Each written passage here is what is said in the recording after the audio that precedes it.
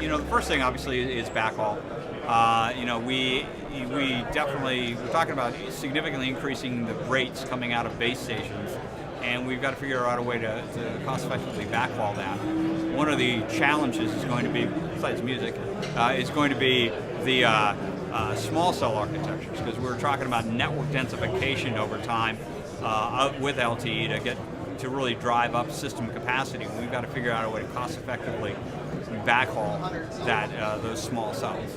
So certainly that's one. Another is really more with the industry in general, is we're down to 2 operating systems as dominant.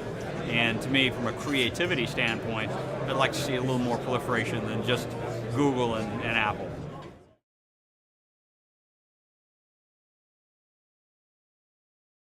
We're not there yet.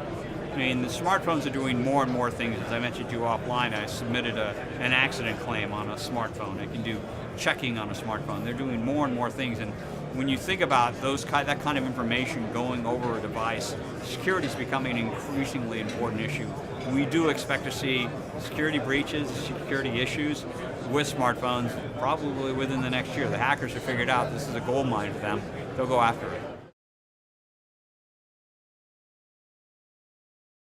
I think that we're going to need to go away from an all-you-can-eat strategy. I mean, one of the things that carriers don't want to become is dumb pipes, and these all-you-can-eat strategies combined with OTT make them that. So I think you're going to see players like AT&T and Verizon and others try to really get you to understand and appreciate the value that they're offering as a service, the data rates they offer, and probably tier and charge you accordingly.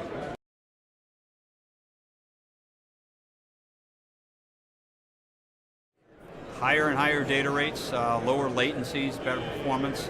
We look at LTE Advanced, you start looking at more network intelligence coming into play architecturally, which will help to, one, granularize and allow the carriers to charge a little differently based on the types of bandwidth you have, but also allow you to do more with your devices. And then also, you're going to see more things getting connected, machine to machine.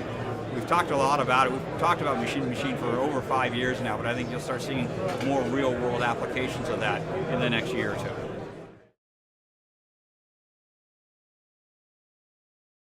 We look at LTE as really as the kind of the new kid on the block. The deployments, yes, are starting to accelerate. We have to look at things specific to stocks, and so a couple of companies that we think are well positioned in LTE would be Qualcomm. Really dominating, they're the only merchant vendor of basebands in the market, and then a smaller company called Peregrine, who really benefits from the deployment of LTE into smartphones.